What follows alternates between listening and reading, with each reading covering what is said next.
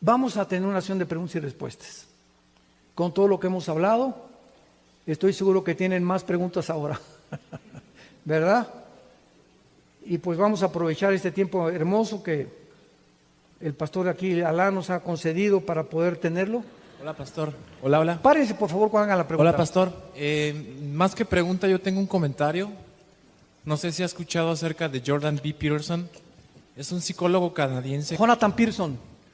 Sí, Sí, voy a hablar de él. sí, Muy es bueno. Jordan, no Jonathan. Jordan. Perdón, Jordan Peterson, sí. Sí, ajá. Ah, bueno, sí, nada más era mi comentario de Sí, que él está teniendo una postura conservadora y no totalmente cristiana, pero está hablando de la forma psicóloga de hacer a los individuos responsables y cómo mejorar las vidas con base en la Biblia y con todas las historias bíblicas. Sí, mira, Jordan Peterson es un psicólogo clínico. He oído, me gusta mucho escucharlo, no es cristiano. Él tiene una batalla interna en su vida porque él cree en Dios, lo ha dicho ya públicamente. Una vez lo entrevistó Ben Shapiro, que es otro muchacho intelectual cristiano joven, judío, y él lo dijo, ¿no? Entonces, él da respuestas respecto a la vida práctica, a la vida secular, ¿no? Pero ojalá, ¿qué crees? Que tengo como 4 o 5 meses orando por él, que Dios salve su vida de él, porque es un hombre inteligentísimo. Preguntas, por favor, nada más, no comentarios, ¿eh? Sí. Gracias por pero es un hombre muy intelectual, muy inteligente. Son gente que nos enseña a pensar. Sí, Pastor Alducín, ¿qué posición tiene usted conforme al evangelismo social? ¿A quién? Evangelismo social. El evangelio social que está muy de moda ahorita. Mira, hay un problema. Hay 3 responsabilidades de la iglesia básicas. Número 1, predicar el evangelio. Es a través de la predicación del evangelio que las almas pueden ser cambiadas, porque es el poder más grande que Dios escondió en su palabra a través de esta prédica, de esta exposición de la palabra de Dios. Número 2, el discipulado. Es la segunda responsabilidad de la iglesia. Una iglesia que no esté discipulando, y no me refiero nada más a estudios bíblicos. Yo cuando me encuentro a hermanos pastores pregunto, ¿quiénes son tus hombres? Un pastor que no tenga 3, 4, 5 Timoteos no es un pastor, porque tenemos que reproducirnos en hombres para que en 10, 15, 20 años podamos nosotros ocuparnos en otras cosas y dejarles el trabajo a ellos o a nuestros propios hijos. Y la tercera responsabilidad son las misiones: evangelismo, discipulado y misiones. En la ayuda social de la iglesia no es una institución de beneficencia pública.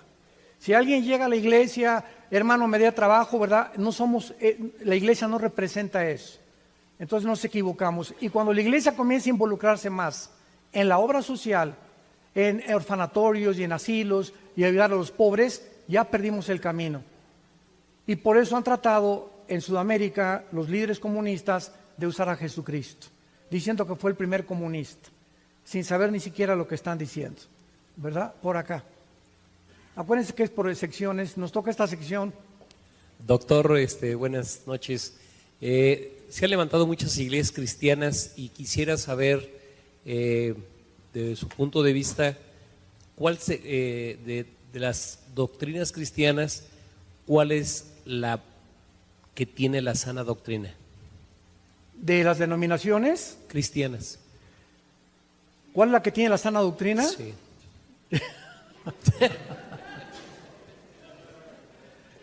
Mira, te voy a contar con mucho gusto. Mira, a través de una de las cosas más maravillosas de la Biblia es la diversidad. Lo que Dios le reveló a Jeremías no se lo reveló a Isaías, ni a Habacuc, ni a Zacarías, aunque todos desde luego estaban centrados en una doctrina esencial que es Dios, ¿verdad? Y la salvación del Mesías que vendría. Y así pasa también con las denominaciones. Los presbiterianos tienen la doctrina de la Reforma, que es muy buena teología. Los bautistas le dan más campo y más al evangelismo, a las campañas.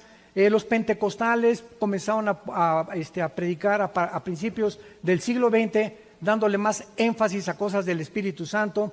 Vino el movimiento carismático 1970, 1980, que se desvió del pentecostalismo. Algunos están regresando, gracias a Dios, a la sana doctrina. Entonces vemos que a través de todos nuestros hermanos, si creen en la salvación por gracia y que viene la resurrección de los muertos y que es por la fe, no importa si son carismáticos, presbiterianos, bautistas, somos hermanos, son nuestros hermanos. Debemos respetarlos y amarlos. Las doctrinas no esenciales, como unos creen que se pierde la salvación, otros no. Unos creen que se debe hablar en lenguas, otros no. Unos creen el pretribulacionismo, mitribulacionismo, posttribulacionismo, etcétera, etcétera. Son doctrinas no esenciales. Y si tú me dices, pues yo creo que se pierde la salvación, digo, pues te voy a tener que decir que estudies un poco más la Biblia, ¿no? Pero no me va a alejar de ti, o sea, no voy a dejar de amarte. Y yo estuve en Estados Unidos hace poco en una iglesia de negritos. Mi esposa no lo podía creer. Me invitaron a una iglesia, ustedes saben cómo son los negritos, ¿no? Y Kane tiene una emoción y un dinamismo para cantar impresionante, pentecostales todavía. Imagínate, ¿no? Me querían cargar ahí, levantar y me hacían así. Y pues yo sé lo que querían y no voy a predicar algo que afecte a ellos. Les prediqué un mensaje de profecías de Daniel nada más, ¿no? Pero nos amamos. Ellos sabían que yo tampoco creía en muchas cosas de ellos, pero nos une la sangre de Jesucristo. Entonces eso es lo más importante, ¿verdad? Que nos aprendamos a tolerar y amar y aceptarnos como somos. ¿Por acá? ¿Nadie? ¿Por acá? Buenas noches. Perdón. Buenas noches, pastor. Primeramente le pido a Dios que lo siga cuidando, protegiendo y lo guíe en camino de sabiduría. Mi pregunta es, ¿qué opinión tiene del movimiento G12 creado por el pastor César Castellanos? Debido a que ha tenido en algunas iglesias controversia, debido a que este movimiento fue dado por una revelación que él tuvo. Alan, te dije que iba a haber buenas preguntas. Muy buenas preguntas. Esto es una decisión maravillosa. Hace 3 días mi esposo y yo regresamos de Cancún, no de vacaciones ni a la playa, fuimos a un seminario de profecías y tuvimos 2 horas de preguntas y respuestas. La gente no se quería ir porque hay tantas preguntas, ¿verdad? Que los cristianos damos un mensaje y ahí se quedaron, pero hay tantas cosas en el alma que necesitamos responder, como esta del G12. Mira, hace algún tiempo había un hombre que era senador en Colombia, César Castellanos, lo ametrallaron, casi lo matan. Se salvó, se fueron a Florida a vivir y cuando él regresó a Colombia, él está en Bogotá, también está en la televisión de enlaces, César Castellanos, comenzó a idear un sistema que le llamó G12 y supuestamente él lo basó en los 12 apóstoles. Entonces comenzó a enseñar que solamente se juntaban 12 en todos los grupos de discipulado. Ya desde ese punto de vista, ¿por qué no 8? ¿Por qué no 13? ¿Por qué no 15? Cuando dogmatizamos, hermano, cuando hacemos algo casi como una ley, tiene que ser 12, simplemente porque fueron 12 apóstoles. No hay ese patrón en el Nuevo Testamento para estudiar. Donde 2 o 3 se reúnan, ahí está Cristo en medio. Por ahí. Luego, por el otro lado, comenzaron a usar las regresiones. O sea que tenías que regresar a tu infancia para ver qué te pasó en tu infancia, cosa que hace el psicoanálisis freudiano. Todo eso comenzó a mezclar el cristianismo con el psicoanálisis freudiano. Y cuando comenzaron con esa situación, entonces comenzaron a salirse mucho el camino. Tengo entendido que ya han corregido bastante esta doctrina. Pero esto es lo que te puedo decir, yo no lo recomiendo a nadie. Pero ellos son cristianos, pero ese sistema de enseñanza no es bíblico. Por acá, sí. Muy buenas noches. Quería yo preguntarle en cuanto a los matrimonios, que ahorita ya se disuelven con mucha facilidad. Tengo tiempo de ya conocer su palabra del Señor y desde que yo inicié casi mi matrimonio, yo sabía que al momento que uno quisiera separarse solamente era por causa de una infidelidad, de una cosa así. ¿Cuál es su pregunta? Limitémonos a la pregunta nada más para que tengamos oportunidad de darle más oportunidad a otras personas. Sí, quiero saber. ¿Las causas del divorcio? Sí, ¿cuál es la causa del divorcio? Adulterio y abandono de hogar. 1 Sí. Corintios capítulo 7. ¿Y qué pasa si en el caso del hombre o la mujer se puede volver a casar si en un momento... Lo voy a explicar, sí. Adulterio y abandono de hogar. Vemos nosotros en el Antiguo Testamento, dice Malaquías, Dios odia el divorcio. Sin embargo, le dio permiso a Moisés, carta de divorcio, por la dureza del corazón. En otras palabras, hay personas que tienen un matrimonio tan tóxico que si siguen juntas se matan, a ese grado. Entonces, por la dureza del corazón, cuando ya ninguno de los dos tiene una solución, es cuando viene ya o el adulterio, o los golpes, o los abusos, etcétera, etcétera. Ahora, muy bien, si una mujer llega con nosotros como pastores, hermano, mi esposo es un golpeador, pero no sé nada de adulterio, nuestra recomendación es sepárate temporalmente de él. Es lo que dice 1 Corintios capítulo 7. No te puedes divorciar. Sepárate 3, 4 meses, vete con tu mamá o viene con nosotros, le consigamos alguna viuda que esté por ahí que le alquile un cuarto, lo que sea a la hermana, para que en ese tiempo él pueda darse cuenta y valorarla a ella, porque dice el dicho, nadie sabe lo que tiene hasta que lo pierde. Pero para que haya un rompimiento legal, tiene que haber el adulterio o que él diga, que el gavilán diga, ahí nos vemos. Y ya tiene un año que no regresa y hay ni discípulas de la Madre Teresa de veras. Ay, hermano, pues estoy esperando que regrese y cuando regresa, regresa con la amante a la casa. Hasta con eso, créamelo, tenemos casos, pero cantidad de ese tipo. Entonces hay mujeres que en lugar confunden la mansedumbre con otra cosa, para no decirlo. Por acá, por esta sección, adelante. Bueno. Sí, Pastor Alducín, Dios lo sigue usando. Una preguntota. ¿Me podría explicar por qué la profecía de la semana 70 de Daniel, o de las 70 semanas de Daniel, es la clave para entender el resto de las profecías bíblicas, por favor? Muy buena pregunta. En Daniel 9, 24 al 27, Dios se le aparece un ángel, el ángel Gabriel, a Daniel. Y Daniel estaba esperando que Dios le dijera qué sería ahora que ya iban a salir de la cautividad babilónica los judíos. Daniel comienza a leer a Jeremías. Claramente en Jeremías 27 dice que iban a ser 70 años bajo el yugo de los babilonios. Y cuando Daniel descubre que los 70 años están a punto de cumplirse, se pone en oración y viene un ángel con la revelación. Y entonces le da la profecía de las 70 semanas, que son semanas de años, que son 7 por 7, 49, 490 años le da Dios, desde que se dé la orden de la reconstrucción del templo, que se dio en Nehemías capítulo 2, del 1 al 5, hasta la muerte de Cristo. Esto es impresionante porque matemáticamente es la única parte en la Biblia que se nos da el tiempo en que Cristo iba a venir la primera vez. Se dictaminó el tiempo en que Cristo iba a aparecer cuando fueran 483 años de la reconstrucción del templo a la cruz. Entonces la vida del Mesías le sería quitada. Entonces nos damos cuenta que faltó una semana. Se cumplieron nada más 483 años, faltan 7 años que son los de la tribulación. Entonces Dios detiene el reloj con Israel y se vuelve a la iglesia. La iglesia entra, Romanos capítulo 11, y somos injertados en el olivo natural. Nosotros somos el olivo silvestre.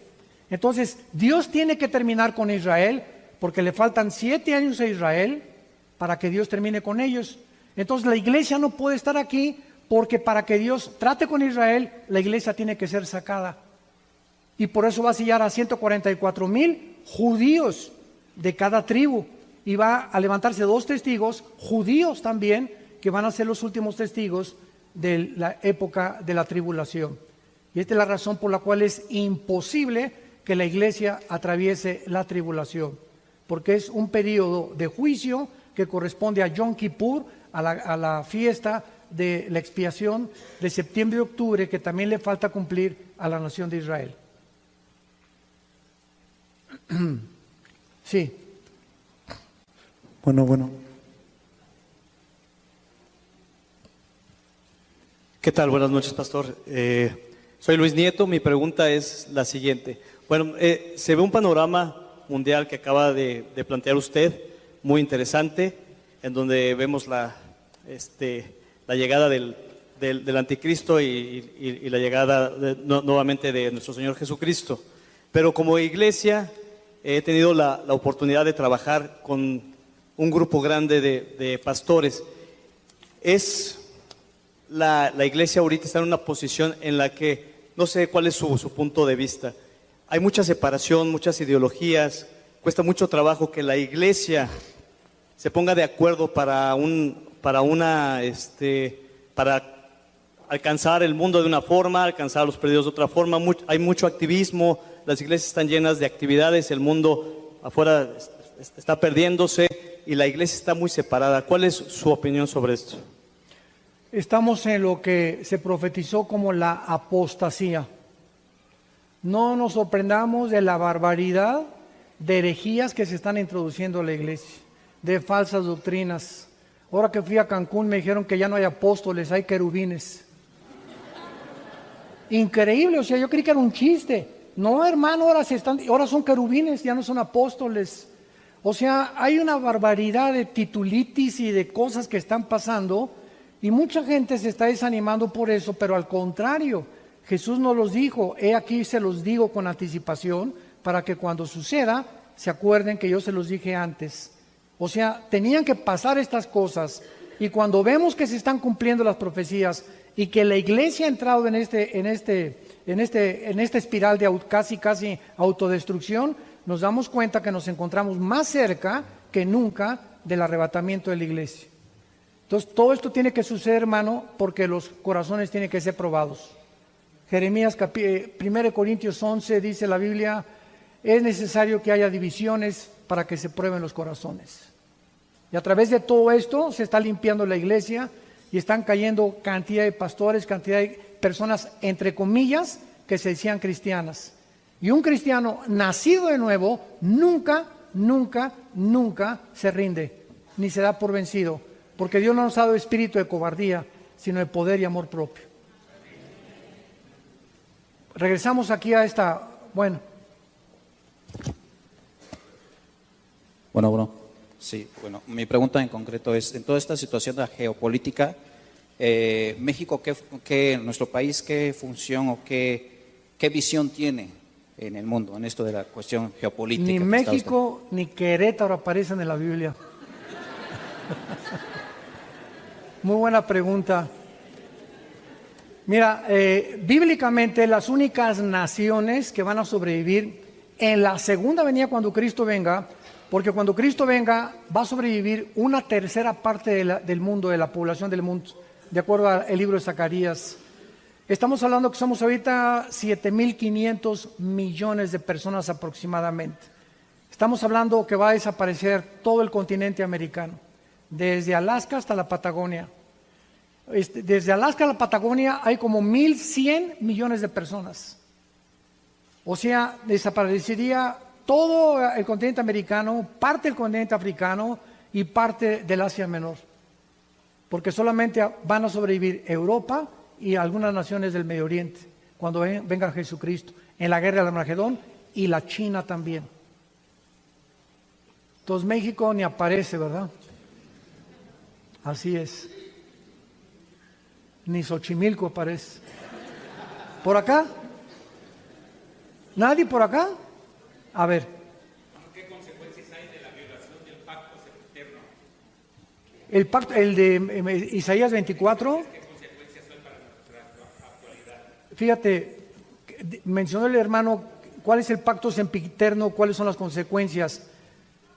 Hace algún tiempo le pregunté a Dios leyendo Daniel 8, que dice, cuando los transgresores lleguen al colmo, se manifiesta el anticristo. Es una profecía de Daniel 8. Y yo le pregunté a Dios en mi corazón, Señor, ¿cuándo la humanidad o la sociedad puede llegar a un límite o un punto donde sea el colmo, como llegó Sodoma y Gomorra al colmo, para que tú ya vengas y establezcas el juicio? Y ahí lo dice en Isaías 24, del 3 al 6, es el matrimonio. El matrimonio y la familia es el cimiento de toda la sociedad, es la base de toda sociedad.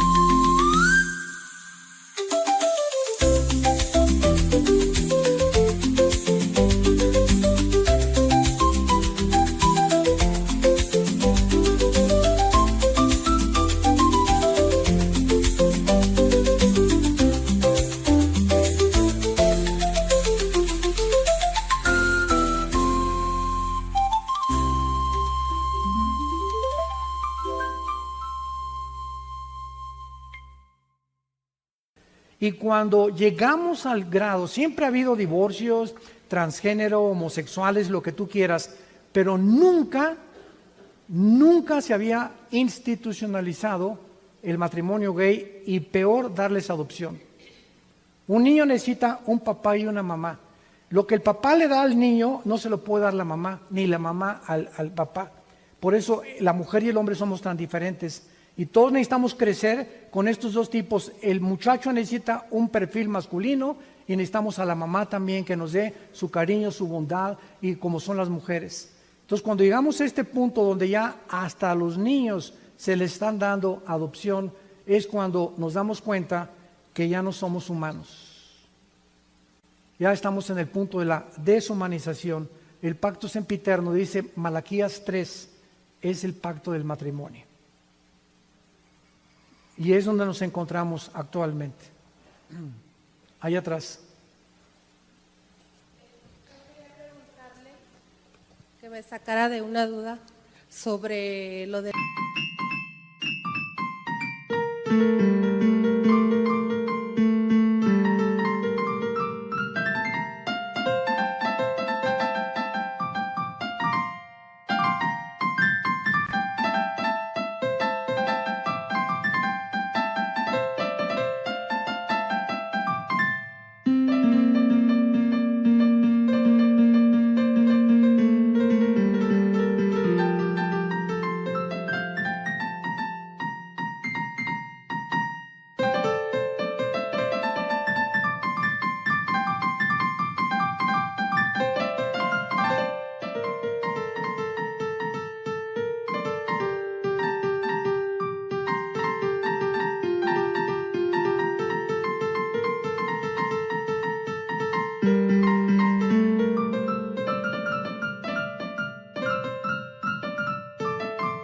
el diezmo.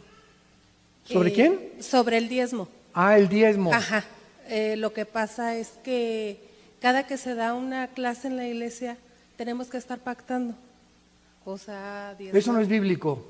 Exactamente, por eso quería que... Muy bien, quiero decirles algo. El diezmo ya no es del Nuevo Testamento.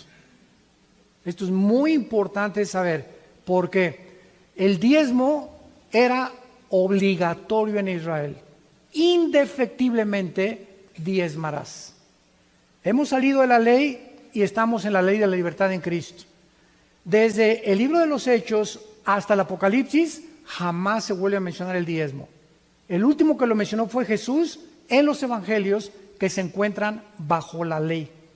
En el Nuevo Testamento, Hechos 14, 1 Corintios 16, del 1 al 3, Pablo dice: cada primer día de la semana, el domingo, cada quien dé como haya prosperado. Y cada quien dé como propuso en su corazón. Ya no hay ninguna ley para que nos diga tienes que dar tanto. Ahora bien, si en el Antiguo Testamento fue el 10% y nosotros seguimos ligados a que vamos a seguir dando el 10%, seguimos bajo la ley. Un cristiano sano, un cristiano generoso, da el 15, el 20, el 50, el 60, lo que Dios te ponga en tu corazón. Un ejemplo, el presidente de Colgate-Palmolive en Estados Unidos gana $1 millón al mes. Da $650,000, el 65% a la obra misionera.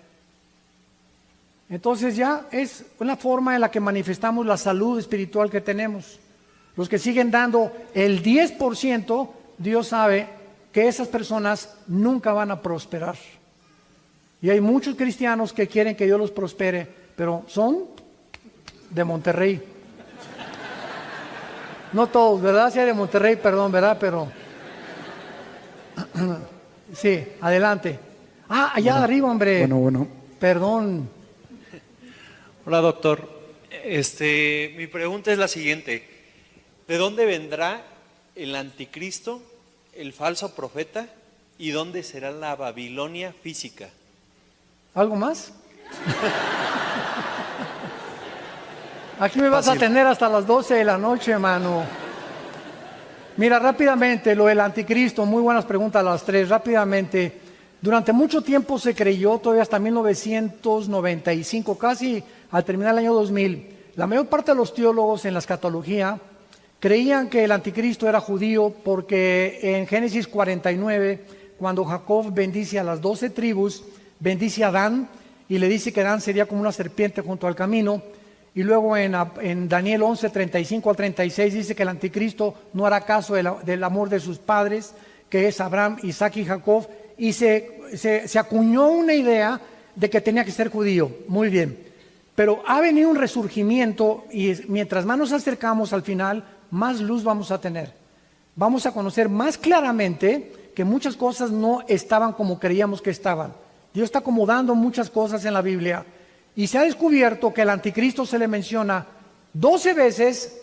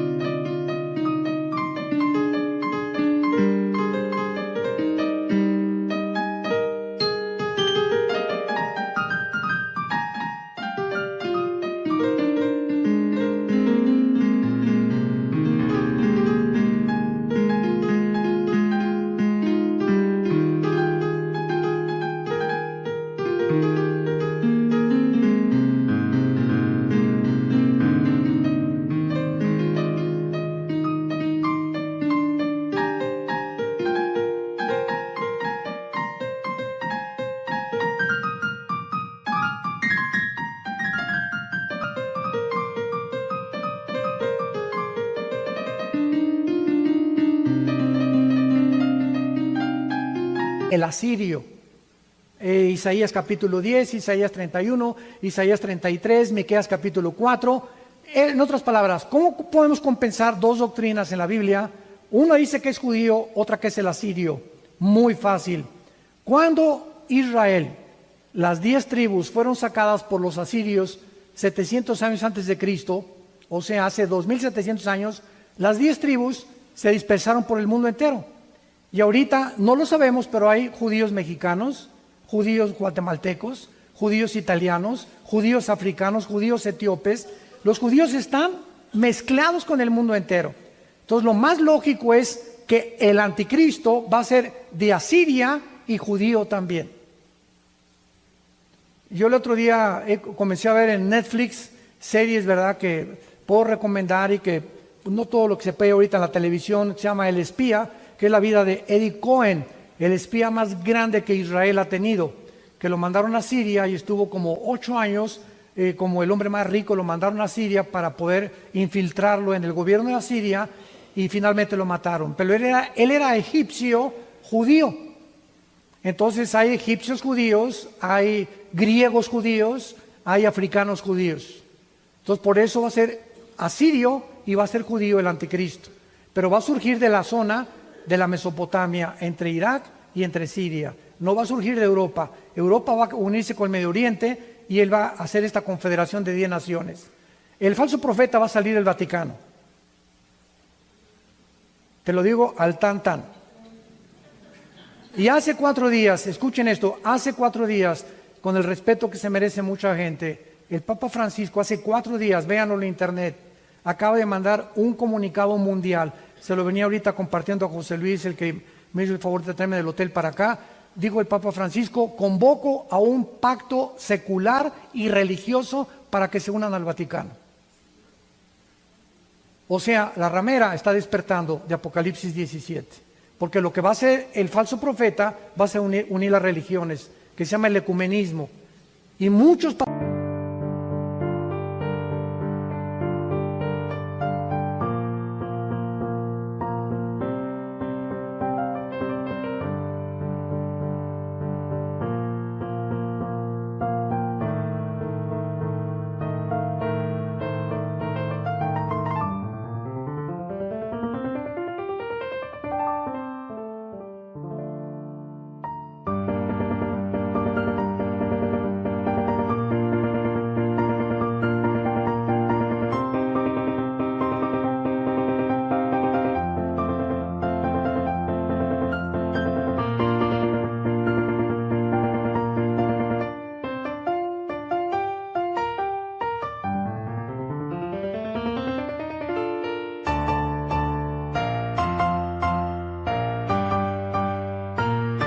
están involucrándose con Roma, desgraciadamente. ¿Era todo lo que querías preguntar? Me da mucho gusto que tengan ese tipo de preguntas, de veras. Allá arriba otra pregunta.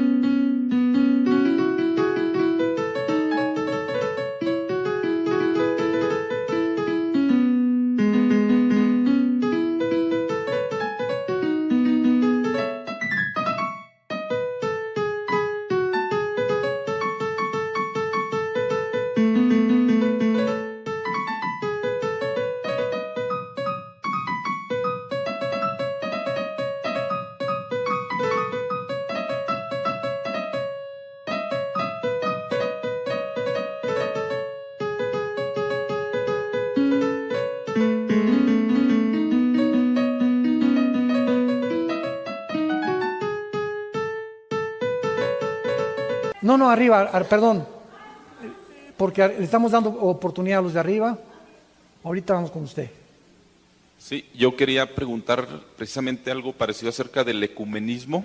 No entiendo muy bien qué es el ecumenismo, pero me llamó la atención porque en internet hay personas, pastores conocidos quizá a nivel mundial, también cantantes de música cristiana, que están apareciendo en internet, que se están reuniendo con líderes en el Vaticano.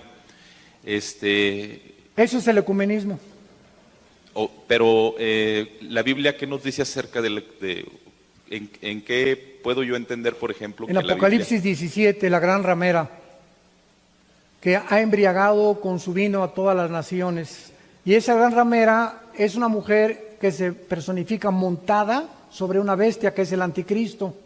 O sea, la ramera es el poder religioso gobernando el poder político en los primeros 3 años de la tribulación. En el capítulo 17, del 10 en adelante, el anticristo se deshace del poder religioso, queman el Vaticano o queman Roma y se erige el anticristo como el único Dios. Entonces, el poder político siempre ha usado al poder religioso. Y acuérdate, ¿cuáles fueron los 2 espíritus que mataron a Cristo? El espíritu político del Estado y el religioso. Cuando Pilato le dijo a los judíos, a los religiosos, yo no hallo ningún mal en este hombre, crucifícale. El Estado, representado por Poncio Pilato, cedió a Cristo a los religiosos. Y entre los religiosos y el Estado lo llevaron a la cruz. El espíritu más peligroso del mundo, donde Satanás se puede esconder mejor, es a través de las religiones. Porque creen, como dice el dicho, todas las religiones salvan, y procura llevar tu religión que todas llevan a Dios. Cosa que es un absurdo, ¿verdad? Jesús dijo, yo soy el camino, yo soy la verdad y yo soy la vida. Nadie va al Padre si no es por mí. Aquí abajo, la muchacha que se levantó. Buenas noches. Sí. Tengo una duda acerca de los 144,000 que habla en Apocalipsis 7. ¿Son los mismos 144,000 que habla en Apocalipsis 14? Claro, son los mismos ya muertos en el monte Sión. Ah, ok, esa es mi duda. Claro. Porque en Apocalipsis 7 habla de las tribus de Israel y en Apocalipsis 14 los detalla con características. Entonces, estos de Apocalipsis 14 no son no es la iglesia. Esa es la pregunta. La iglesia no está en la tribulación. Ok. Va a haber convertidos en la tribulación, va a haber un gran avivamiento en la tribulación. En el capítulo 7, Juan ve a miles de personas en el cielo que salieron de la tribulación. Va a haber un gran avivamiento en la tribulación. Apocalipsis 7 que dice vestidos de ropas blancas, que está bajito, ¿es distinto a los que dice arriba de los de las tribus? Sí, porque en el capítulo 6, en el cuarto sello, están las almas bajo el altar de Dios y se les dice que se vistan porque no ha habido resurrección. Y los del capítulo 7 ya nos damos cuenta y al final también...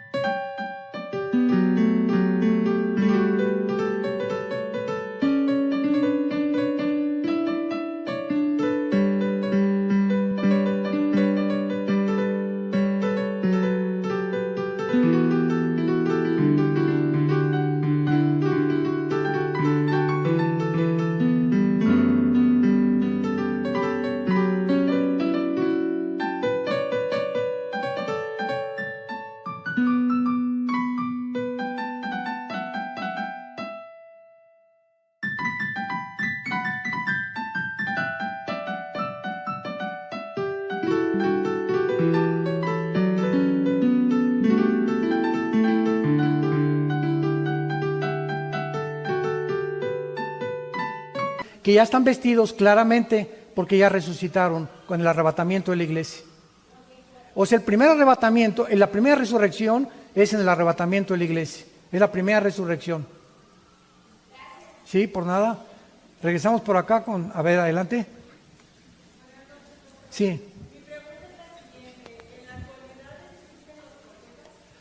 El profeta en el Nuevo Testamento, 1 Corintios 14, versículo 3, es la persona que habla para edificar, consolar y exhortar. En el Antiguo Testamento, este libro ya está sellado. Acaba Apocalipsis, nadie le puede agregar ni una palabra, nadie le puede quitar. Todo lo que Dios tenía que decirnos del infierno, del cielo, el futuro de las naciones, ya está en este libro. Entonces, cuando alguna persona dice, tengo una revelación nueva, pues que se la pegue a la Biblia, porque está incompleta la Biblia. Que le ponga tercera de Pancho 3.1. ¿Verdad? Entonces, ahora ya no hay más revelaciones, ahora hay más iluminación. Ahora necesitamos luz para que las revelaciones tan completas las podamos entender. Entonces, todo lo que Dios tenía para el futuro ya lo sabemos en la Biblia. Si alguien se levanta que este presidente se va a morir y te vas a casar con esa persona y de tu iglesia saldrán ríos de agua viva y serás el profeta de profetas, son falsas profecías. No hagamos caso de todas esas cosas. El profeta del Nuevo Testamento somos todos los que hablamos la palabra de Dios, los que declaramos los oráculos de Dios. Si alguien viene y me dice, tengo una palabra para mí, yo le digo, aquí tengo una para ti también. Mira, aquí está toda la palabra de Dios. ¿Quieres palabra de Dios? Aquí está. Aquí, adelante.